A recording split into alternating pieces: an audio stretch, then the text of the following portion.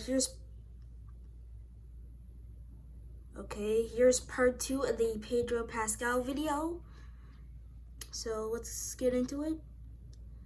Somehow we both reacted to 1 minute and 45 seconds, and I have nothing serious to say about this entire fucking thing.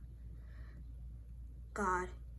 For 20 years, surviving off the royalties from one television episode appearance in 1999. He said, "We're talking about being able to see a doctor, getting sick, having surgery, paying my rent. I had less than $7 in my bank account, and a residual from Buffy the Vampire Slayer showed up and saved the day, and literally is the reason I was able to stay in Hollywood and not give up." For 2 decades, he was just another background face, never the star, and definitely not a known name in Hollywood. At 36 years old, Pedro Pascal was living paycheck to paycheck, seriously considering if it was time to give it all up and explore something else. And then he got a role that would drastically change his life. Game of Thrones absolutely dominated TV for almost a decade, and season 4 is where it seriously peaked. You couldn't go to school, your job, or a local bar without someone saying the phrase, "Winter is coming." So when Pedro got the role of Oberyn the Viper Martell, he knew millions around. Okay, what is that fit, bro? It looks like there's fucking insects crawling on that shit.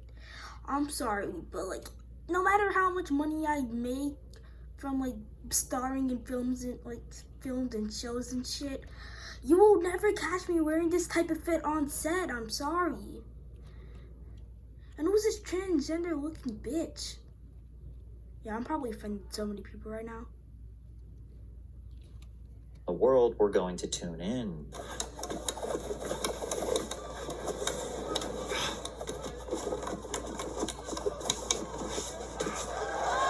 Now, much like the roles he secured in the past, this character was only going to last a few episodes. Before the audience could truly get to know the Viper on a deeper level, the Mountain, a massive and brutal knight, would manhandle him, gouge his eyes out, and crush his skull. But somehow, Pascal managed to turn this short appearance into one of the most memorable Game of Thrones episodes of all time. One of the best duels in the entire series. Loved. Okay, I'm gonna be serious.